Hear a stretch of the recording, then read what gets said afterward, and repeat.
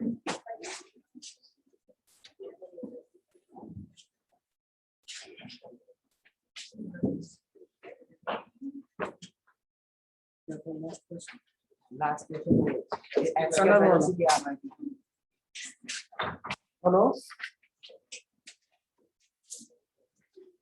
आवाज आ रही है क्या? Good morning sir.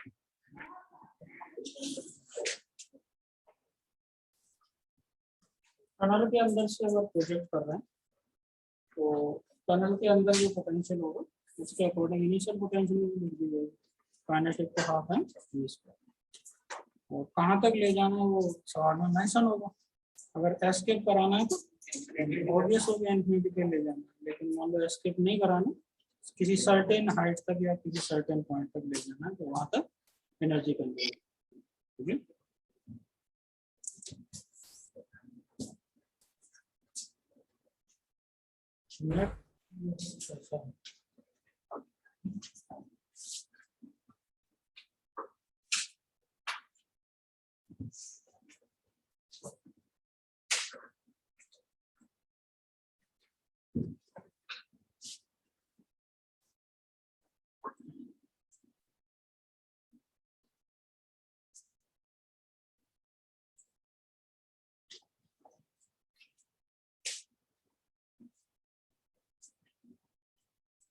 दो प्लैनेट्स हैं,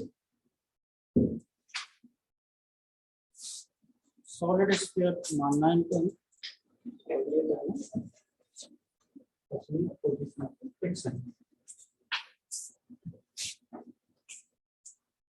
C1 C2 इनके सेंटर्स, ये ऑलरेडी क्लियर है। इसका मास है 4m, रेडियस 4r। दूसरा जो छोटा स्फीयर है, छोटा प्लैनेट है, इसका मास है m, रेडियस r। दोनों में सेंटर्स के बीच का जो सेपरेशन है C1 से लेकर C2 तक का 15 our.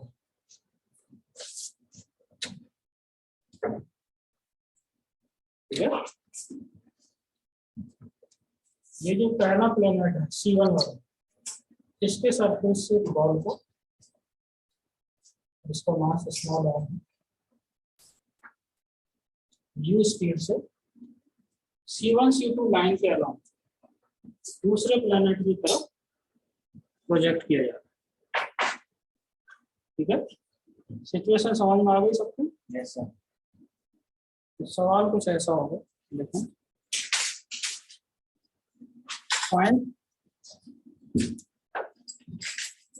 find the minimum value of initial speed u, find the minimum value of initial speed u for which the ball can reach at the surface of other planet. Find the minimum value of speed, initial speed u, for which the ball can reach at the surface of other planet.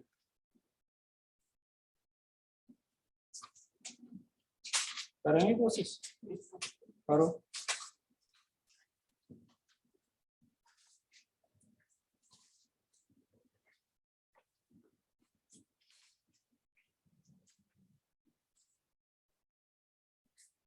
कम से कम कितनी speed से ball को project करें इस वाले planet के surface पर पहुंच जाए, ये सवाल है।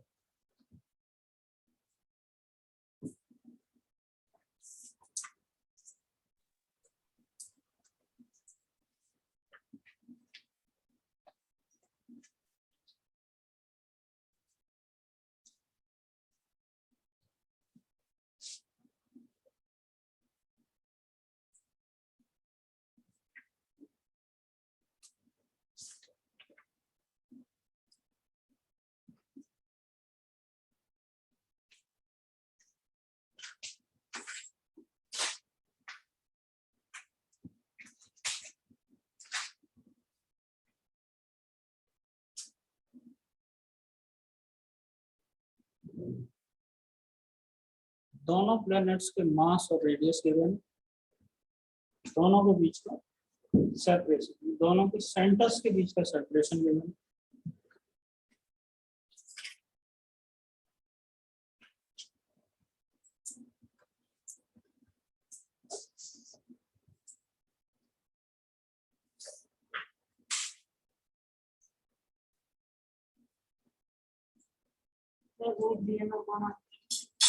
Root GM by R answer आ। कहाँ से कहाँ तक एनर्जी का हिसाब किताब लिया जाए? पोटेंशियल एनर्जी बराबर हो जाए, पोटेंशियल एनर्जी,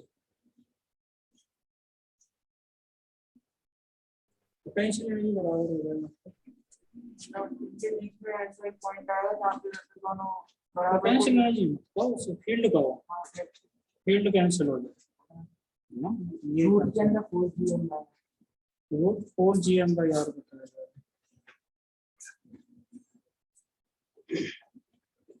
इसमें गलती क्या होती है वो समझने का, गलती क्या करते हैं लोग, इसे यहाँ पर पहुंचाना है तो एनर्जी का हिसाब किताब लिया जाएगा इस जगह से लेके यहाँ तक के लिए, ठीक है। यहाँ जस्ट पहुंचा देंगे तो यहाँ की kinetic energy 0, potential energy accordingly लेंगे, तो बिल्कुल गलत। क्यों गलत है? देखो ये जो C1 C2 लाइन है, इस पर कहीं भी कोई पॉइंट ले रहा हूँ, सपोज ये पॉइंट है ना, ये रहा P। इस P पॉइंट को एक बड़ा जो स्फीयर है उसकी जो ग्रेविटेशनल फील्ड होगी, बता सकते हो किधर आएगी? लेफ्ट।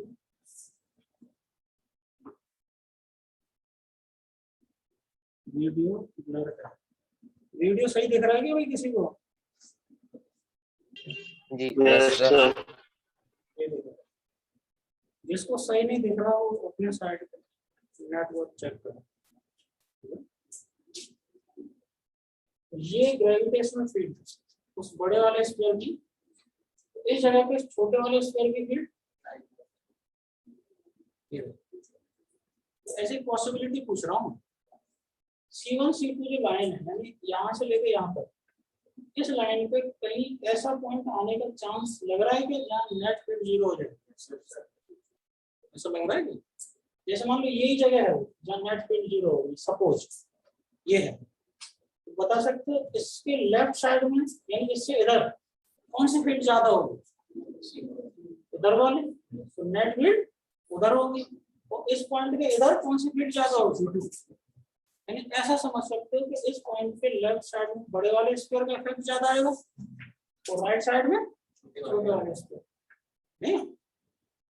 तो अगर इससे पहले कहीं भी देखूंगा यहाँ इस जगह पे, बताइए इस बॉल पे किधर फोर्स लगेगा?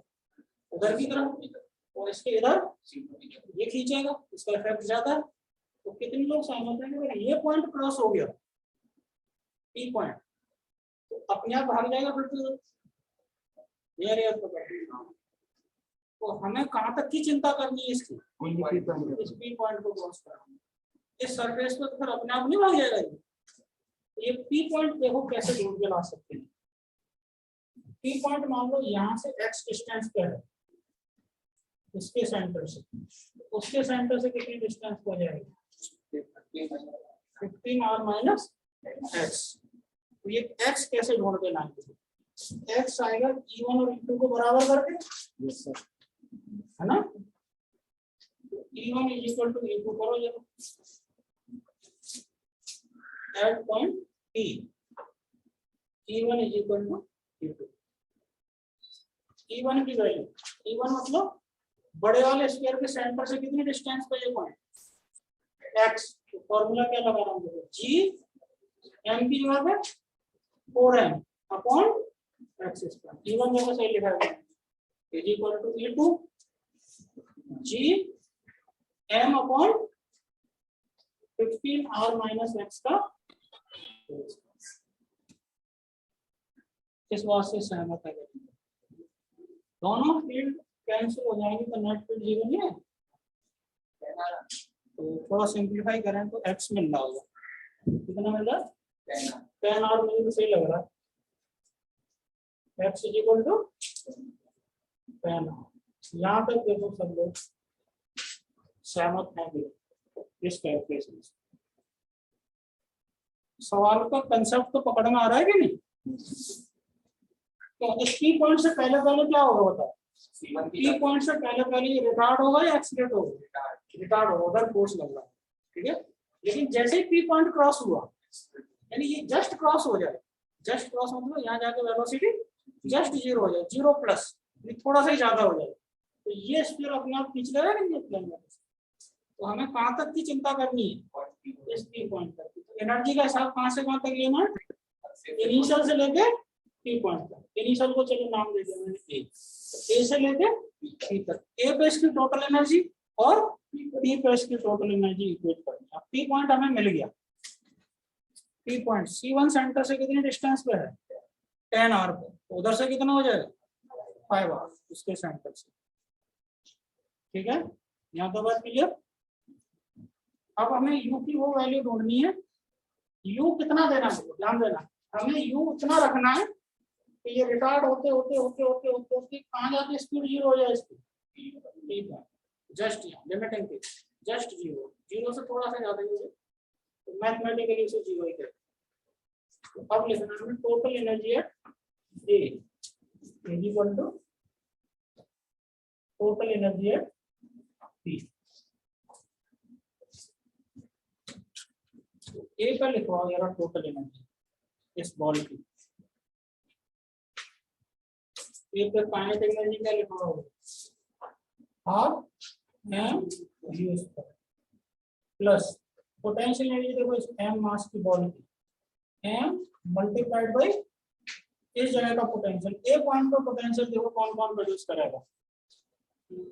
ए पॉइंट पर पोटेंशियल ये वाला स्फीयर नहीं करेगा। इस स्फीयर का क्या है? ए पॉइंट सरफेस। तो बताइए इस वाले स्फीयर की वजह से यहाँ कितना पोटेंशियल होगा? माइनस G4m/4 माइनस क्या इस जगह पे ये छोटा वाला स्फीयर भी पोटेंशियल प्रोड्यूस करेगा। अब उसके लिए आउटसाइड पॉइंट है और उसके सेंटर से कितनी डिस्टेंस हो जाएगी इसकी? 10 वो 11 माइनस Gm/11। ये देखो पूरा पोटेंशियल समझ में आ गया किस जगह। पोटेंशियल एनर्जी कैसे ढूंढते हैं?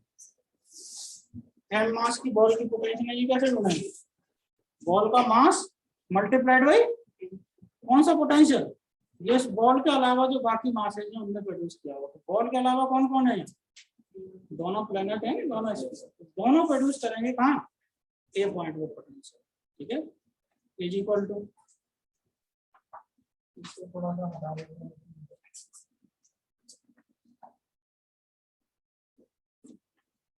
पी पॉइंट पर काइनेटिक एनर्जी क्या हो गई? 0 प्लस m इनटू, अब पी पॉइंट पे पोटेंशियल लिखो। पी पॉइंट देखो दोनों का आउटसाइड है, उसके सेंटर से कितनी डिस्टेंस है? 10 r। तो उस 4m की वजह से कितना पोटेंशियल होगा? माइनस G4m/10 माइनस इसके सेंटर से कितनी डिस्टेंस? 5 r।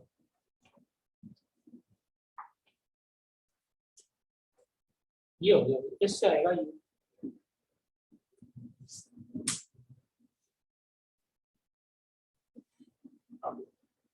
कंसेप्ट पकड़ में आ रहा है कि नहीं ये बताओ, है ना। एक छोटा सा कंसेप्ट छुपा हुआ है कि नहीं सवाल में? एकदम देखने से क्या लग रहा था? एनर्जी का हिसाब किताब कहाँ से कहाँ तक लेने का मन कर रहा था जरूर, यहाँ से लेके यहाँ पहुंचाना। वो गलत हो जाता, समझ में आ रहा है? क्योंकि यहाँ तक तो अपना पहुंच जाएगा अगर ये पॉइंट क्रॉस हो गया। मिनिमम स्पीड यानी कम से कम इतनी रखनी है, यहीं पहुंच जाएगा। वहां तो इसे अपने आप दौड़ के जाना।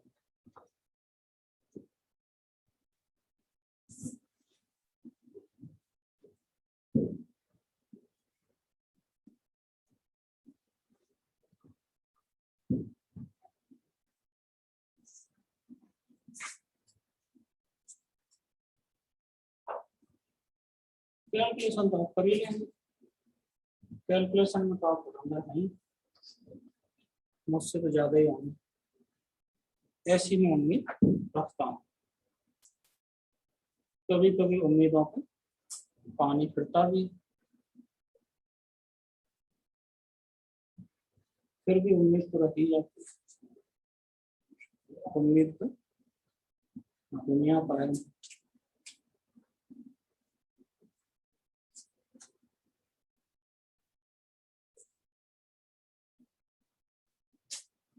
इस मेंटलिटी के साथ बिल्कुल भी मत बैठना कि सर कैलकुलेशन कर देंगे, हम कॉपी करके घर चले जाएंगे और फिर इसे खोल के भी नहीं देखेंगे।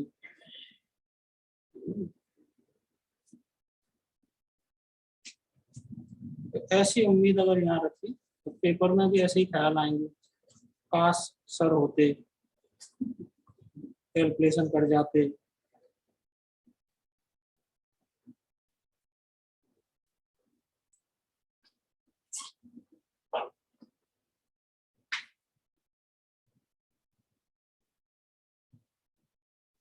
V is equal U equal to आएगा जी एम एम प्लॉट कैंसिल अंडर रूट के अंदर G M by R 55 U equal to बता रहा है रूट के अंदर जी एम बाय आर बस और 54 into 54 साथ में कुछ आ रहा होगा ना 54 अपॉन 55 54 जी एम अपॉन 55 हाँ ऐसा बताया, चेक कर, 2-3 लोग यही बता रहे हैं। इधर से भी देवियां वाली साइड से भी ऐसा ही आया था कुछ।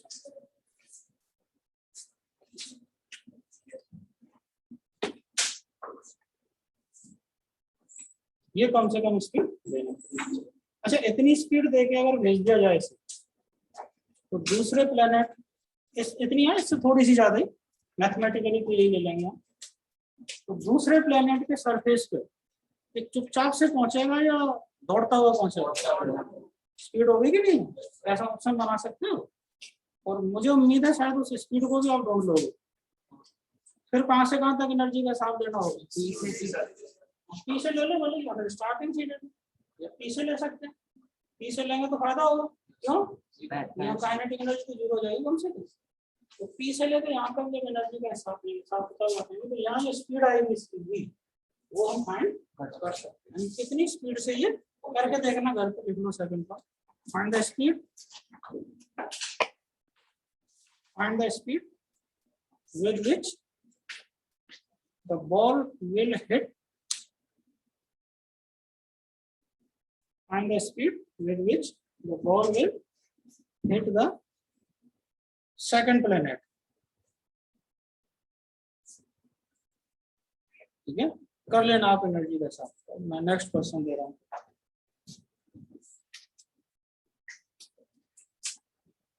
वो काम भारी नहीं है।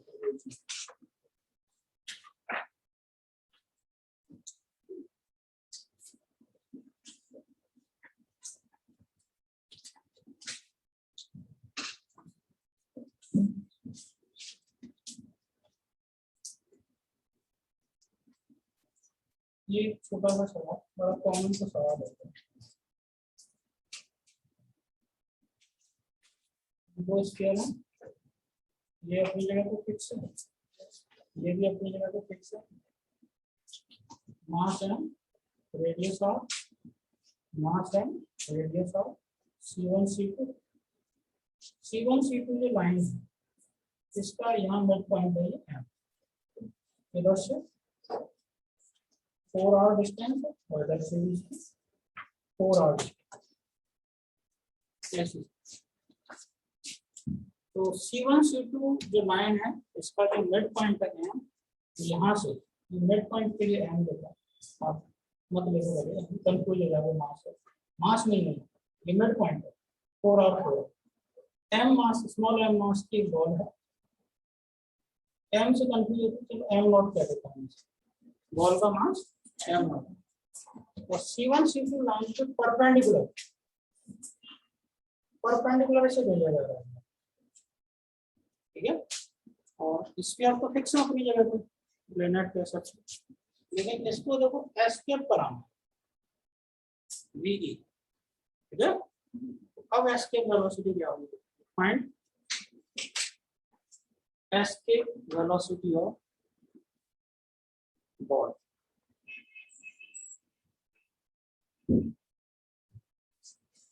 इस लाइन में चलती जाएगी बॉल, कितने लोग सहमत हैं जैसे जैसे इस लाइन में चलेगी बॉल उसकी स्पीड घटती जाएगी, क्या रीजन समझ मारा।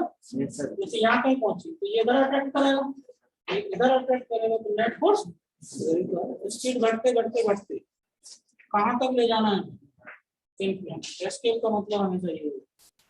फटाफट कर दो इसको, मैं ये चाहता हूँ आंसर बता सकते, कई सवाल कर चुके हैं इस तरह के। एनर्जी का हिसाब किताब, total initial energy equal to total final, final infinity पे जाके बताना।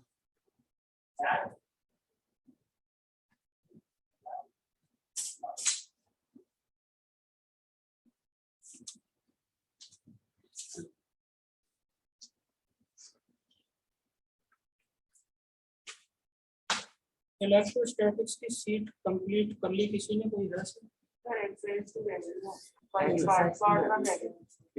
करो से भी पता चल, इसी भी किसी दिन डिस्कस करूंगा, ध्यान रखना, ठीक है। इस आज वेडनेसडे को होगी, मोस्ट प्रोबेबली फ्राइडे को अपन डिस्कस कर लेंगे। फ्राइडे तक तैयार रखिए, तो फ्राइडे को ले भी आना सीट इलेक्ट्रोस्टैटिक्स। कुछ हो गया था उसमें डिस्कशन थोड़ा बहुत, अब तो मैं कंप्लीट बोलूँगा, complete seat.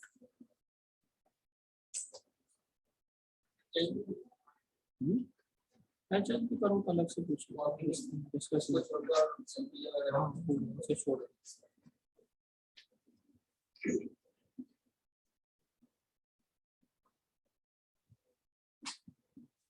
Initial energy kinetic कितनी है,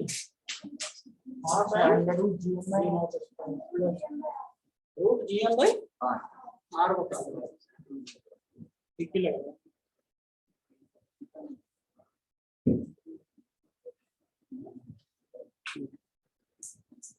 ये पोटेंशियल एनर्जी लिखो, m इनटू पोटेंशियल क्या होगा यहाँ जगह माइनस जीएम बाई 4r और माइनस जीएम, ये दो बार में लिखना समझ गए, दोनों पोटेंशियल रिड्यूस करेंगे और दोनों का आउटसाइड पॉइंट, ये तो जीरो हो जाएंगे दोनों, इंफिनिटी को पहुंचाना, जस्ट पहुंचाना तो काइनेटिक एनर्जी जीरो, और इंफिनिटी को पहुंच गया तो पोटेंशियल एनर्जी जीरो।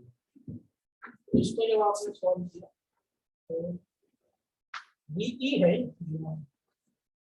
VE ये था m नॉट, ऐसे m नॉट तो जीरो में जाना, root G capital M by R, ये बता रहे थे।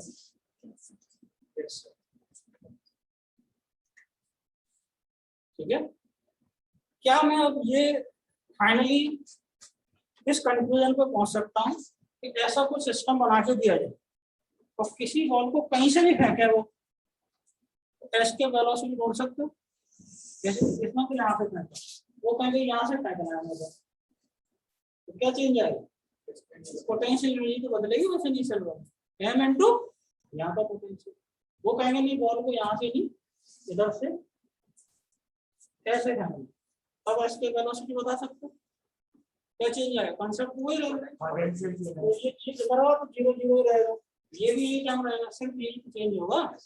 तो यहाँ पोटेंशियल एनर्जी कैसे लिखी जाएगी, तो इसकी कितना होगा potential minus GM by R हो जाएगा, सरफेस ही है, लेकिन इसका कितना आएगा 9r हो जाएगा, होगा नहीं, तो बस इतना चाहिए। ऐसे टाइप के सवाल कर लिया करोगे, कोई सिस्टम दे रखा है और उनमें से किसी एक बॉल को प्रोजेक्ट करना है और इन्फिनिटी तक ले जाना, एस्केप कराना, तो energy conservation, total initial equal to total final, ठीक है।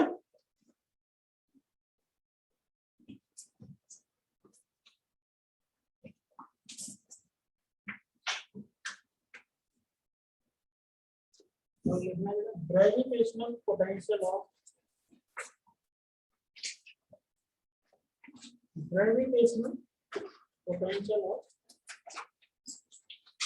ring रिंग का ग्रेविटेशन,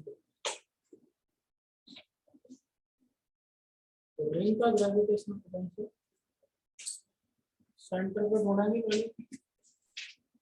ये है रिंग, सेंटर इसका, रेडियस इसकी आर और मास इसका। तो क्या हम इस रिंग के सेंटर पे पोटेंशियल की कैलकुलेशन कर सकते हैं। छोटे छोटे टीएम बीएम मास लेकर minus G dm by R minus G dm by R सारे ऐड होके क्या बन जाएंगे, minus G M by.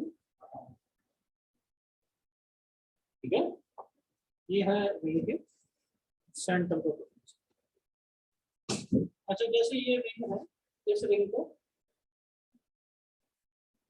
Half ring बना, आधी रिंग है,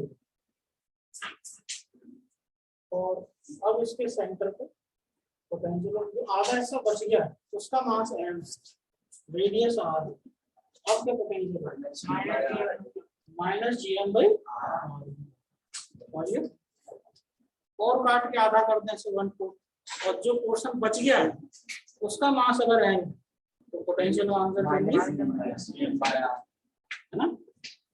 जितना काट दो तो छोटा सा मास ही बच जाएगा, बस यहाँ पॉइंट मास जैसा एम, इसकी वजह से क्या है डिस्टेंस तो वही रहेगी। तो अब मैं जनरल कह सकती हूँ एनी आर, कोई भी आर का रिंग चाहिए, और ये इसका सेंटर,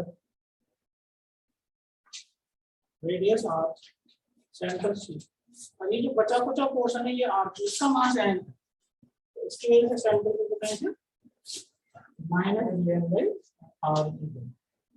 रिंग कंप्लीट हो या आधी हो या और आधी हो या कोई भी आर हो, बस ध्यान ये रखना कि जो पोर्शन बच गया है उसका मास एम होना चाहिए। अगर वो सवाल ऐसे पूछते हैं कि भाई कंप्लीट रिंग है जिसका मास एम है तो पोटेंशियल ये होगा। अब इसी रिंग को काट देते, इसी रिंग को, तो फिर मास कितना रह जाता एम बाई, फिर पोटेंशियल क्या होता है माइनस जी फिर एम बाई 2 बाई आर। ठीक है, तो दोनों बातों में अंतर है। ये तो हो गया सेंटर, और एक्सिस का पॉइंट किया जाएगा रिंग की एक्सिस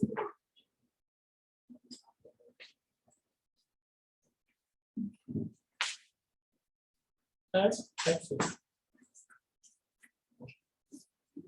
एक्सिस देखो ऐसे बना देते हैं, ये रिंग सेंटर और ये लाइन एक्सिस पे है।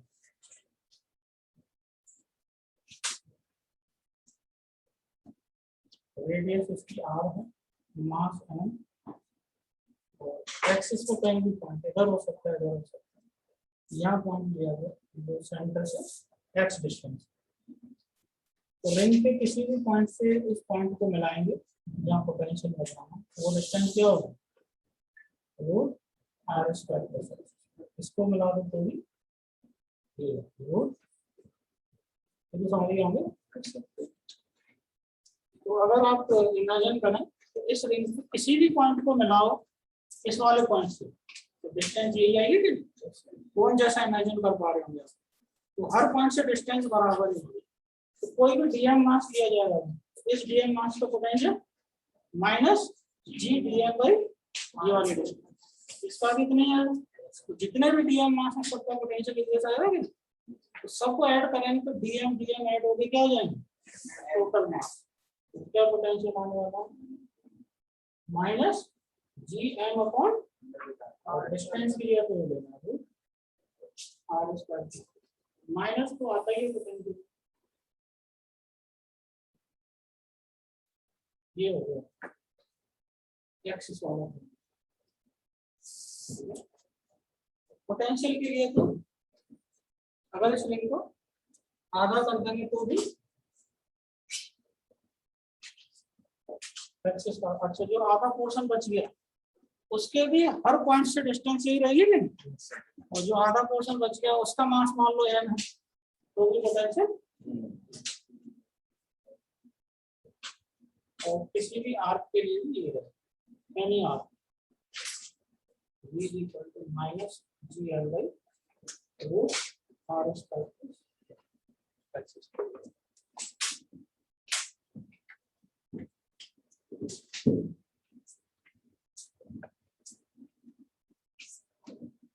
इनके लिए विजुअलाइजेशन पोटेंशियल के अकॉर्डिंग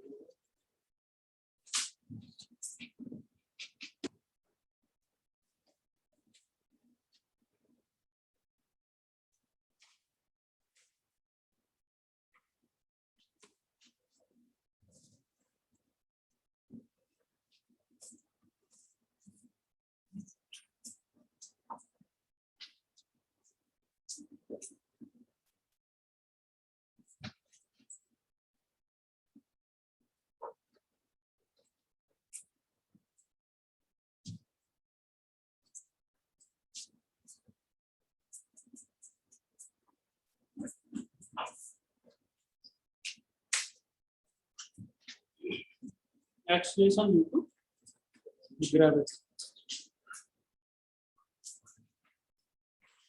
नाम से पता चल अर्थ की ग्रेविटी की वजह से अर्थ सारी बॉडी को फोर्स लगाती है, ग्रेविटेशनल फोर्स, और जब भी फोर्स लगता है किसी बॉडी पे तो उस फोर्स की वजह से उस बॉडी को एक्सीलरेशन मिलता है। तो ये एक्सीलरेशन जो अर्थ पे ग्रेविटी की वजह से मिली उसी को हम क्या कहते हैं, एक्सीलरेशन ड्यू टू ग्रेविटी। ठीक है,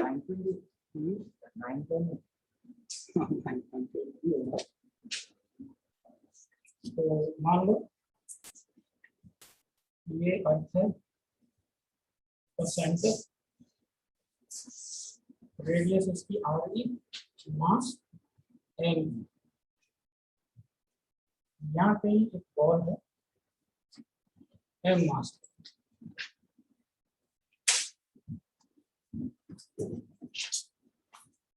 अर्थ के सरफेस से कुछ हाइट पे रही होगी वो, ये हाइट लेंथ ले सकते हो।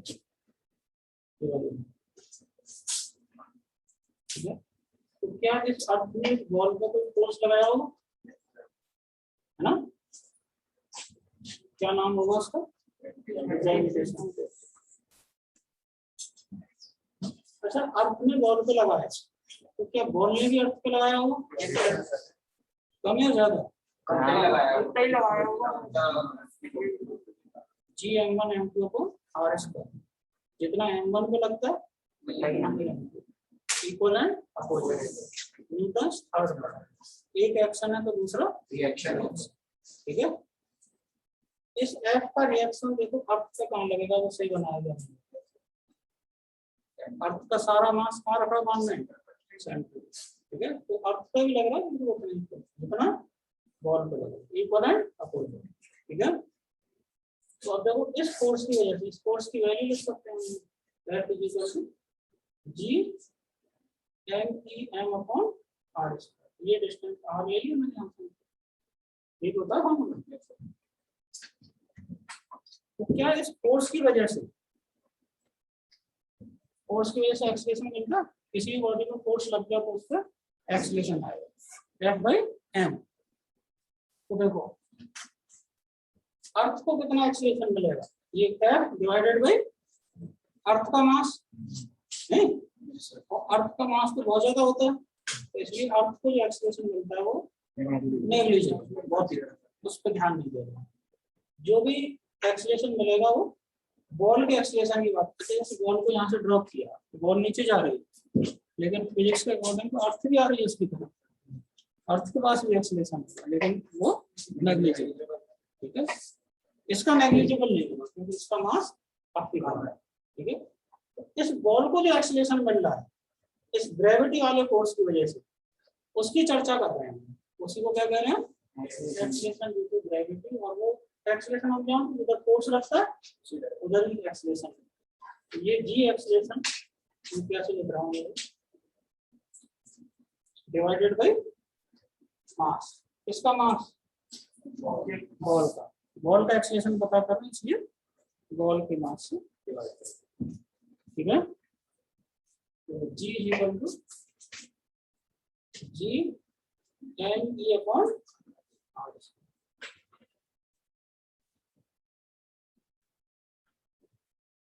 अब अगर इसे ध्यान से देखते हैं इस फॉर्मूले को, इसमें जी तो कांस्टेंट होता है, ये जानते हैं कैपिटल एल ई अर्थ का या प्लेनेट का अर्थ भी है, तो कोई दूसरा प्लेनेट भी हो सकता है, उसका मास है ये। और आर क्या चीज है?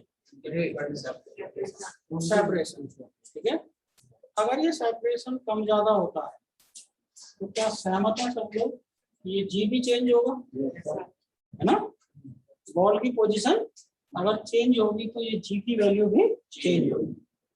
और ध्यान देना जरा, हम तो पूरा डिटेल स्टडी करेंगे, या क्योंकि ऐसा भी हो सकता है कि अभी तो देखो ये बॉल हवा में है, लेकिन आप इमेजिन करो कि इस अर्थ के अंदर एक टनल बना दें और टनल के अंदर ले जाएं बॉल को, तो वहां भी तो फोर्स लगा रही होगी अर्थ उसमें। तो अंदर कितना फोर्स लगेगा वो डिपेंड करेगा अंदर फील्ड कितनी है। तो अंदर कितनी फील्ड होती है सॉलिड स्फीयर को फॉर्मूला पढ़ ही चुके हैं, याद है कि नहीं?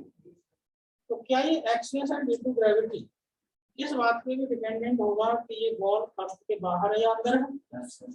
बाहर अलग होगा, अंदर अलग होगा। अंदर भी अगर हम डिस्टेंस चेंज करेंगे तो चेंज होगा, और बाहर भी चेंज होगा। सहमत है सब? सबका? इस एक्सीलरेशन ड्यू टू ग्रेविटी की वैल्यू किस तरीके से चेंज होती है, ये अपनी मेन हेडिंग आएगी। देखो, variation of acceleration due to gravity, variation of acceleration due to gravity. इसका सबसे पहला पॉइंट लिखेंगे,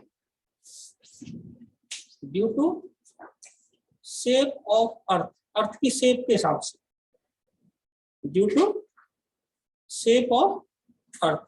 अच्छा, इसी में जैसे ये फॉर्मूला बनाया हमने, ध्यान देना, इसी में अगर मैं कहूँ कि ये बॉल अर्थ के सरफेस पे पहुंच जाए, एट सरफेस, तो सरफेस का क्या मतलब होगा? स्मॉल आर कैपिटल आर हो जाएगा, तो क्या वैल्यू आ जाएगी? G M E upon capital R, इसको कह दूंगा मैं जी नॉट। जी नॉट मतलब सरफेस पे जो वैल्यू है, और G M E upon R square, इन सब की वैल्यूज रखते हैं। मास पता है ना, का रेडियस पता है, जी की वैल्यू पता रहती है, इसी की वैल्यू आती है 9.8 आप कर 9.8 मीटर पर सेकंड स्क्वायर कहाँ होता है? अर्थ के सरफेस। समझ, तो इसको मैंने कह दिया जी नॉट। और देखो, इसी को ध्यान में रखते हुए वेरिएशन वाला आपने हेडिंग लिखी है, उसका पहला पॉइंट लिखा है आपको क्या? Due to shape of earth.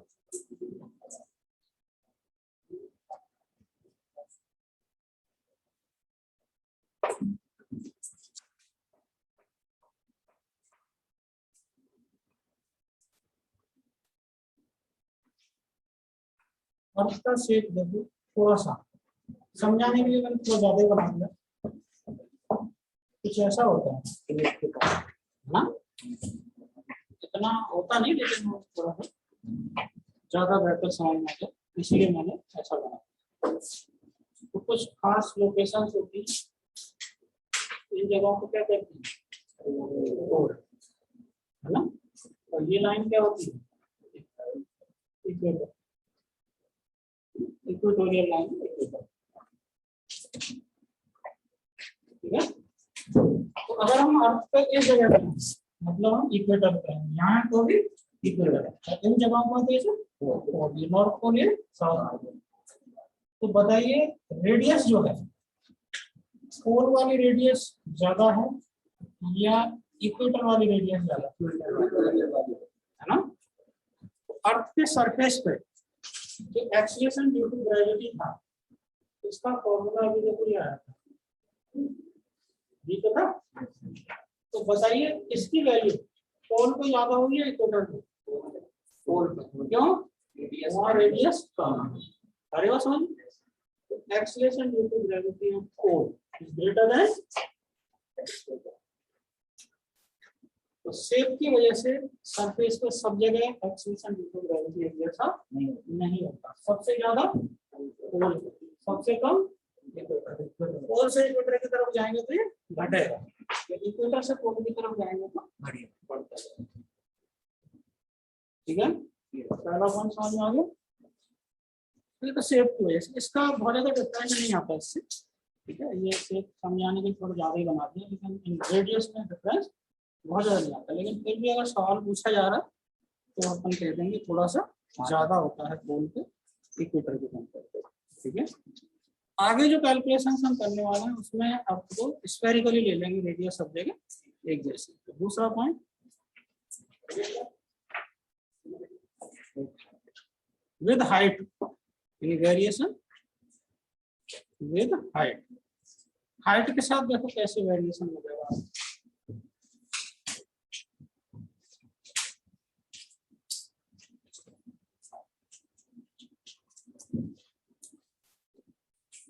Acceleration due to gravity का वेरिएशन हाइट के साथ।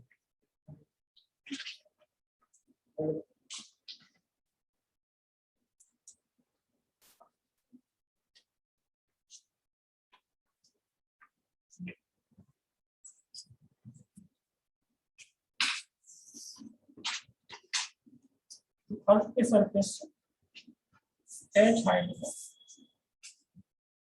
यहाँ एक्सेलेरेशन ड्यू टू ग्रेविटी कितना होगा वो कैलकुलेट करना है।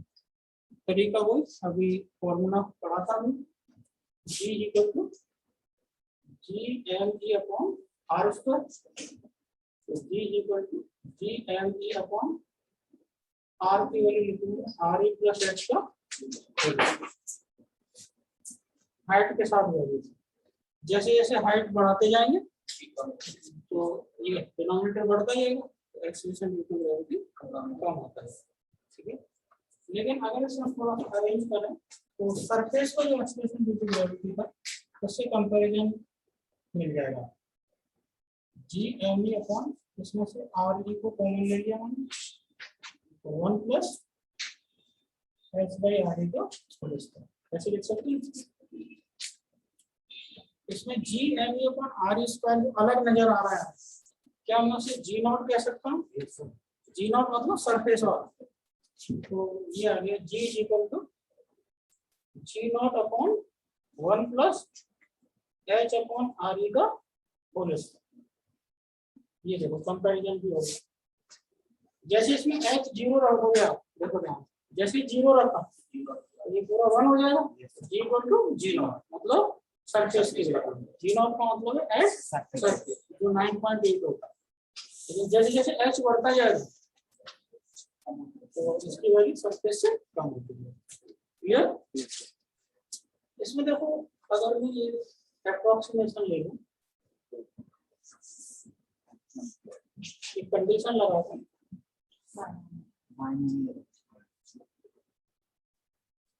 हाइट जो है वो रेडियस के कंपैरिजन में बहुत कम है।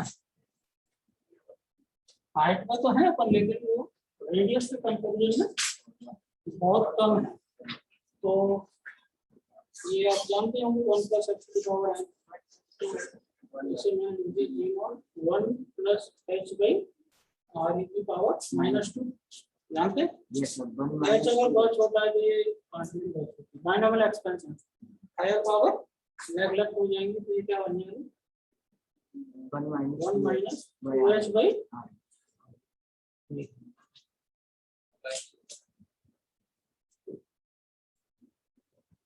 ये फॉर्मूला से एक कंडीशन के साथ लग सकता है। जनरल फॉर्मूला तो यही, ये तो हमेशा वैलिड होगा, लेकिन ये अप्रोक्सीमेशन है। अप्रोक्सीमेशन क्या है, एच रेडियस के कंपैरिजन में बहुत छोटा है तब ये लगाता है।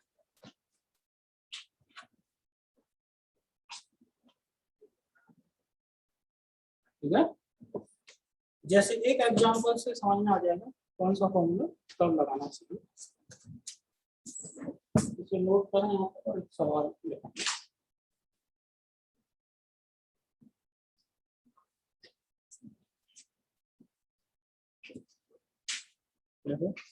find the value of acceleration due to gravity. Find the value of acceleration due to gravity. पहला point at height h equal to r e by 2 दूसरा part at h equal to r/100 समझे जरा दोनों में। पहले part में जो height है h, क्या वो रेडियस के कंपैरिजन में बहुत ज्यादा कम है? नहीं, तो आधी यही रेडियस, लेकिन दूसरे पार्ट में बहुत कम। तो समझ गए होंगे। पहले पार्ट में कौन सा फॉर्मूला लगाना चाहिए? ये जनरल वाला, इसमें h की जगह पे क्या रखना चाहिए? r/2। लेकिन सेकंड पार्ट में कौन सा फॉर्मूला लगा सकते हैं? इसमें h की जगह पे क्या रख देना चाहिए? r/2।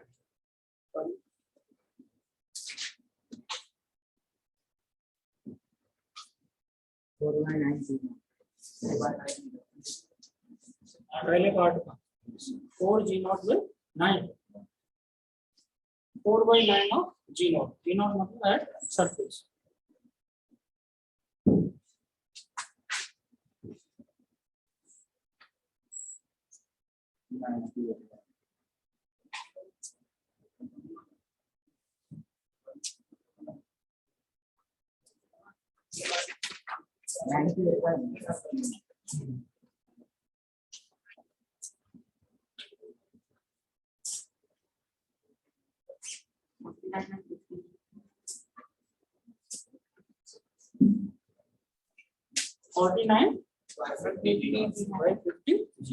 ये सेकंड पार्ट काम कर रहा है।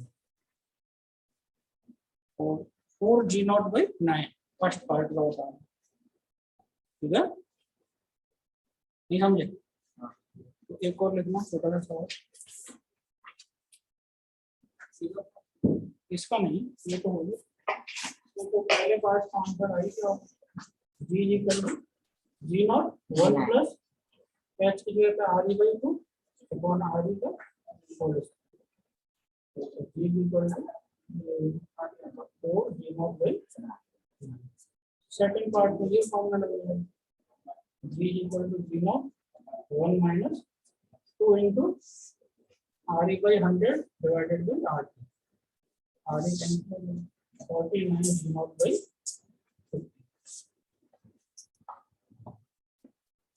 ये कैलकुलेशन। नेक्स्ट क्वेश्चन बहुत छोटा है। Find height from earth surface, find height from earth surface at which acceleration due to gravity is half of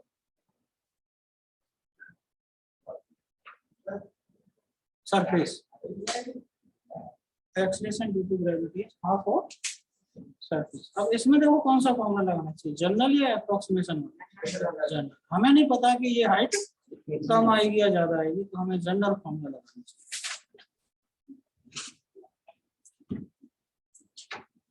v equal to g0 1 plus h by r का whole square. g की value क्या रखनी है?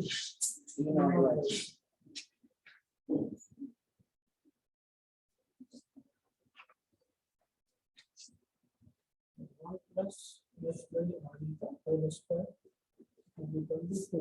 ऐसा है तो 1 plus h by r equal to 2। h equal to 4 minus 1 to r। ये आ रहा है।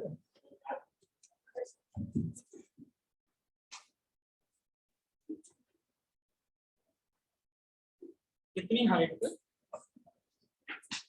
Acceleration due to gravity surface वाले का हाफ हो जाए,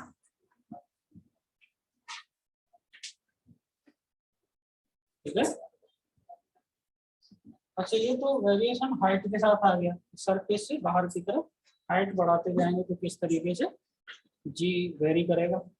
लेकिन अगर सरफेस के अंदर यानी अर्थ के अंदर जाए तो भी चेंज होगा क्या? क्यों चेंज होगा? अर्थ के अंदर टनल बना के किसी बॉल को रखेंगे तो उस पर लगने वाला जो फोर्स है, फोर्स होगा F equal to m into E. m mass की बॉल को किसी जगह पर रख रहे हैं तो उस पर कितना फोर्स लगेगा? m इंटू ई। अब जो ई होता है क्या वो ई अंदर चेंज होता है कि नहीं? ई का क्या एक्सप्रेशन आता है अंदर इनसाइड वाला, gravitational field inside solid sphere, Gm/r³ into small r। नहीं याद आ रहा? लीनियर वेरिएशन ग्राफ भी याद होगा, सेंटर से सरफेस तक लीनियरली बढ़ता जाता है और फिर घटता है।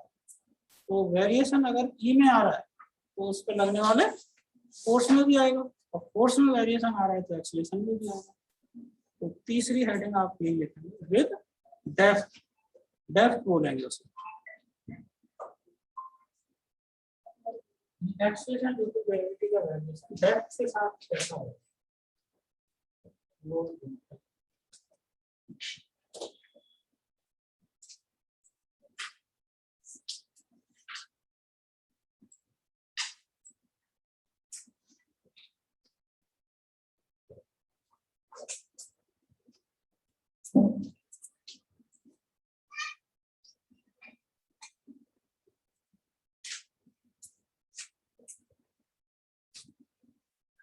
ये जैसे टनल जैसे बना देंगे तो समझना थोड़ा सा आसान हो जाएगा।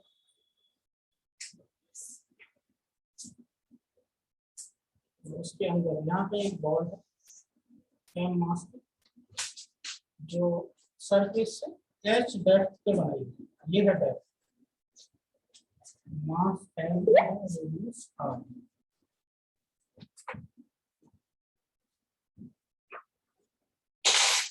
ना अब इस बात की चिंता करने मत बैठ जाने कि टनल ऐसे कैसे बना, टनल तो ऐसी होती है, पूछने आ जाए डाउट, टनल तो ऐसी होती है, ऐसे क्यों ऐसे ही, ये मतलब मुझे नहीं पता होना चाहिए, टनल तो कैसे ही बना कहीं से भी पास है, ऐसा नहीं हो सकता कि हम इस जगह पर अर्थ है। टनल जरूरी नहीं बनानी है, बना भी नहीं पाएंगे टनल, इमेजिन करना है, ठीक है। यहाँ से एच डेप्थ पे जब ये बॉल रखेगी, इस बॉल पे कितना फोर्स लगेगा या यहाँ टनल के अंदर कितनी फील्ड होगी, वो इस डिस्टेंस पे डिपेंडेंट होगा सेंटर से। तो बताइए जिस जगह पे ये बॉल रखी है उस जगह पे इस अर्थ ने कितनी ग्रेविटेशनल फील्ड प्रोड्यूस कर रखी है?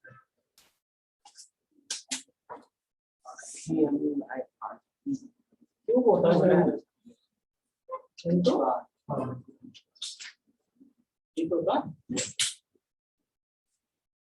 स्मॉल आर की वैल्यू रखी जाएगी, यहाँ देखना है।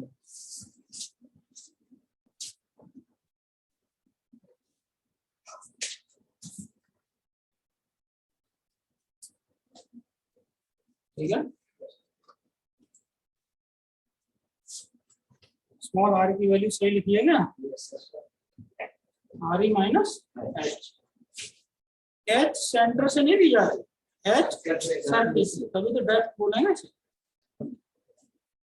अब अच्छा ये एम मास की बॉल यहाँ रखी हुई है और इस जगह पे फील्ड इतनी है, तो बता सकते हो इस पर जो फोर्स लगेगा अट्रैक्टिव नेचर का ये है जो अर्थ ने लगाया हो, उस फोर्स को हम लिख सकते हैं, ठीक है। इस फोर्स की वजह से क्या इस बॉल को एक्सलेशन मिलेगा, यानी अगर इस बॉल को इस जगह पे एक्सटेंड यहाँ रिलीज करना है तो क्या होगा, एक्सलेट होगी। अब ये एक्सलेशन आप इसकी वजह से रहा अर्थ के ग्रेविटेशनल फोर्स की वजह से, ये ग्रेविटेशनल फोर्स है तो इस ग्रेविटेशनल फोर्स की वजह से जो एक्सलेशन आएगी उसी को हम क्या बोल रहे हैं, एक्सलेशन ड्यू टू ग्रेविटी। तो इस बॉल पे इतना फोर्स है, बॉल का मास m है, g की वैल्यू F/m, तो सही मायने में देखिए इसी जगह पर जितनी ग्रेविटेशनल फील्ड होगी उतना ही उस जगह पे एक्सीलरेशन ड्यू टू ग्रेविटी होगा। ये बात सही है कि देखो एम तो कैंसिल होने, बाहर भी ऐसा ही होगा, बाहर जैसे यहाँ इस जगह पे देखना तो यहाँ फील्ड क्या होगी Gm/r², है ना, फोर्स लगेगा m into e, तो मास से डिवाइड कर देंगे तो एक्सीलरेशन वो उसके बराबर ही आ जाएगा। कितना आ रहा है Gm/e/r², RE माइनस H। इसको देखो मैं कैसे लिख रहा हूँ, ध्यान देना। ये GME/RQ जो है, इसका RE स्क्वायर अलग ले लिया, GME/RE स्क्वायर क्या बन गया, G0।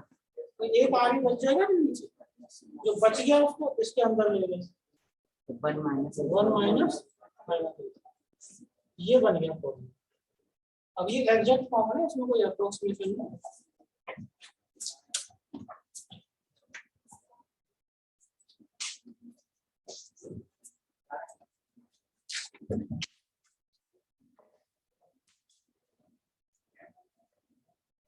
इसमें H की वैल्यू 0 रख के देखो क्या आंसर आएगा। क्यों?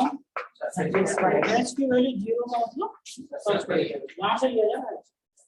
तो जैसे ही H की वैल्यू बढ़ती जाएगी, G की वैल्यू कम होती जाएगी। जैसे जैसे सेंटर की तरफ बढ़ते जाएंगे, एक्सप्रेशन ड्यू टू ग्रेविटी कम होता जाएगा। और जैसे H की वैल्यू RE के बराबर हुई, तो कहाँ पहुंच गए, H की वैल्यू RE के बराबर कर देंगे तो कहाँ पहुंच गए, सेंटर। तो क्या हो जाएगी G की वैल्यू, यानी अर्थ के सेंटर पे expression due to gravity 0। Simple सी बात, फील्ड 0 होती है तो फोर्स भी 0 होगा, फोर्स 0 होगा तो समझिए। तो यहाँ से देखो आप ये पॉइंट लिख सकते हो, at surface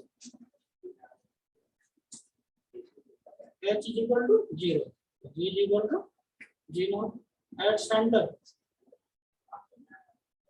H is equal to RE, G is equal to 0।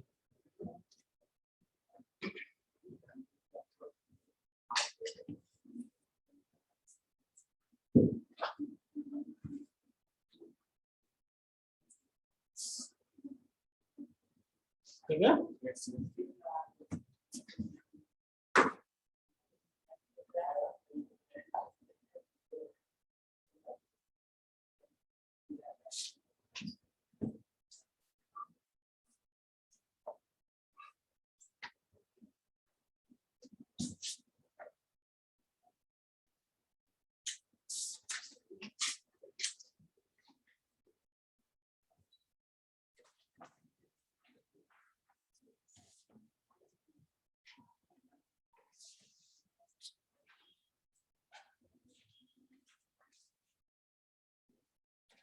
Graph सही बनाएगा तो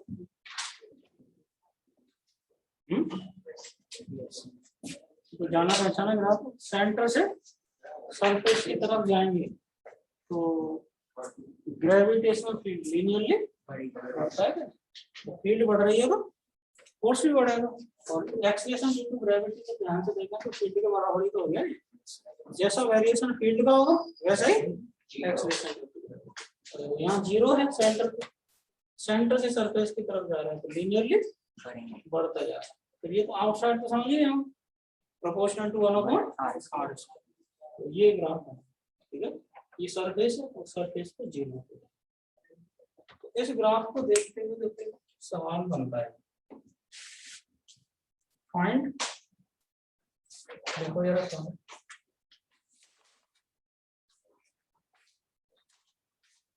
find the position, find the position at which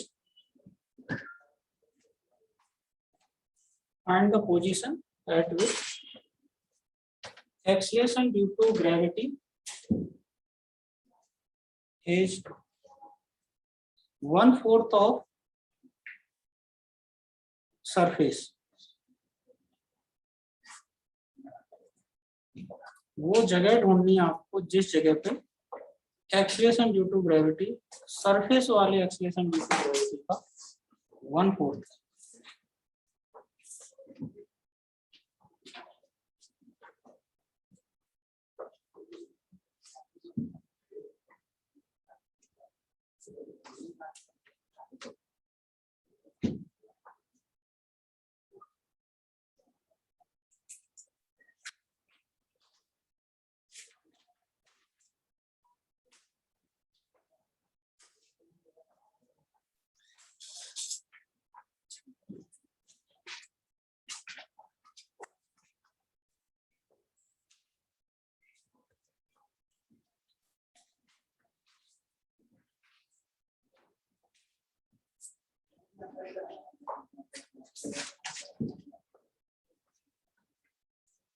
सबसे ज्यादा एक्सीलरेशन ड्यू टू ग्रेविटी कहाँ होगा? 3/4 है। सरफेस पे होगा। 3/4 आ रही आंसर आएगा 3/4 आ 3r/4।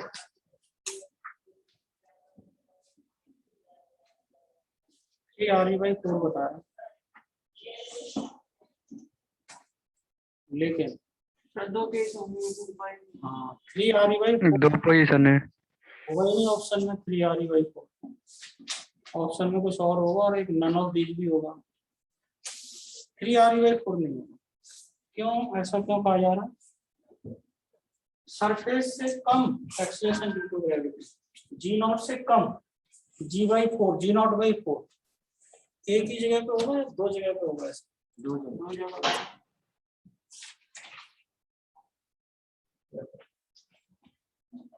g0/4 H equal to R ही। एक अंदर होगा और एक यार ये समझ समझे इस बात? यानी g0 से कम कोई भी एक्सीलरेशन ले लो आप, g0/2 भी ले लो तो वो भी दो जगह होगा नहीं, एक अंदर और एक बाहर। सबसे ज्यादा कहाँ है? सरफेस पे। तो सरफेस से अंदर की तरफ जाएंगे कम हो रहा है, सरफेस से सेंटर पे गए घटते घटते 0 हो गया, और सरफेस से इंफिनिटी जाएंगे तो भी घटते घटते 0 हो रहा है। तो सरफेस से इंफिनिटी पे जा रहे हैं, g0 से 0 हो रहा है, तो रास्ते में कहीं g0/4 हुआ होगा नहीं? ऐसे ही सरफेस से g0 से शुरू होकर सेंटर की तरफ जा रहे हैं, वो भी g0 से घटते घटते 0 हो रहा है, तो रास्ते में कहीं g0/4 भी हुआ होगा। ये समझे? तो ऐसी जगह एक ही आई या दो आएंगी? दो जगह आएंगी, एक अंदर और एक बाहर। तो दोनों आंसर दोनों पे आएंगे। 3/4 आ रही हाँ, एक बाहर वाला आ रहा होगा आरी, लेकिन वो हाइट आ रही है, सेंटर से बताना होगा तो वो आ रही है ना? कैसे देखें? पहली पॉसिबिलिटी क्या हो सकती है? इनसाइड।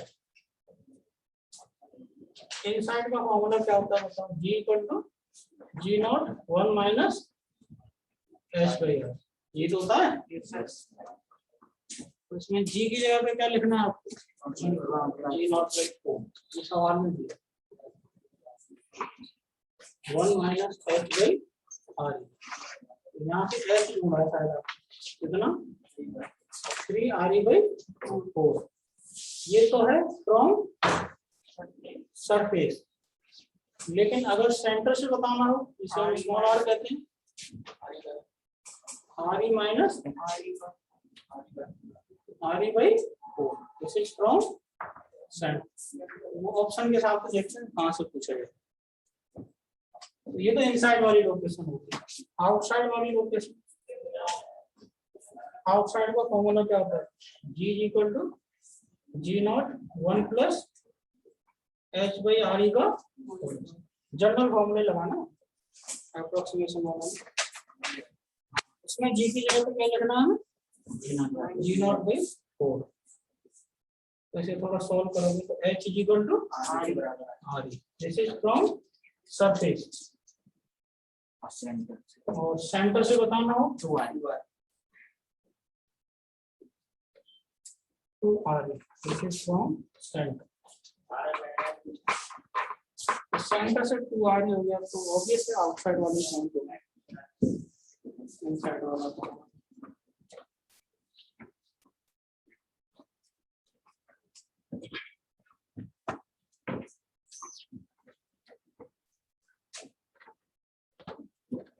अच्छा, ये सवाल 1/4 के लिए हो गया, तो क्या ये सवाल हाफ के लिए भी पूछा जा सकता है?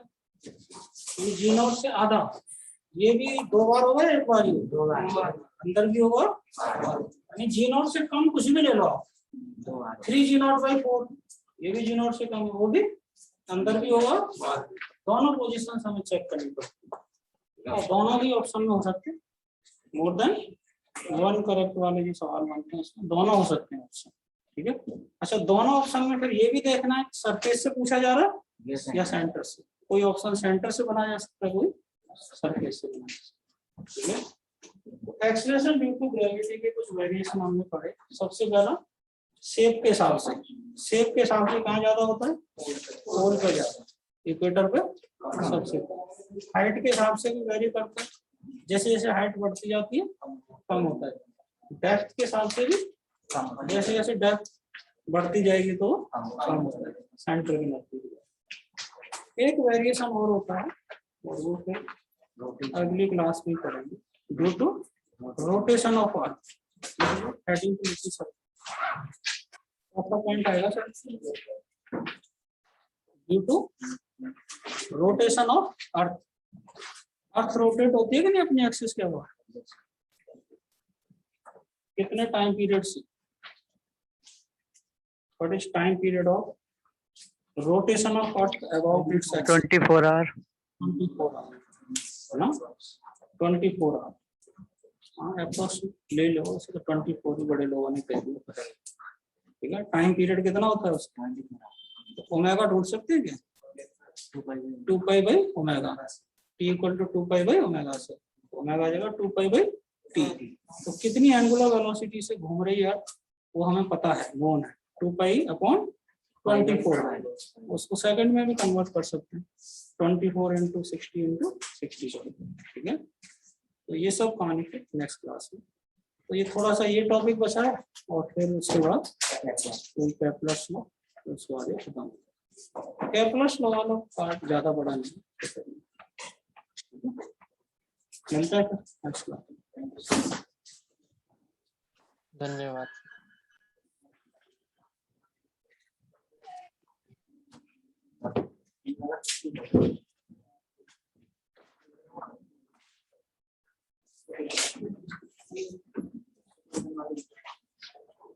Thank you.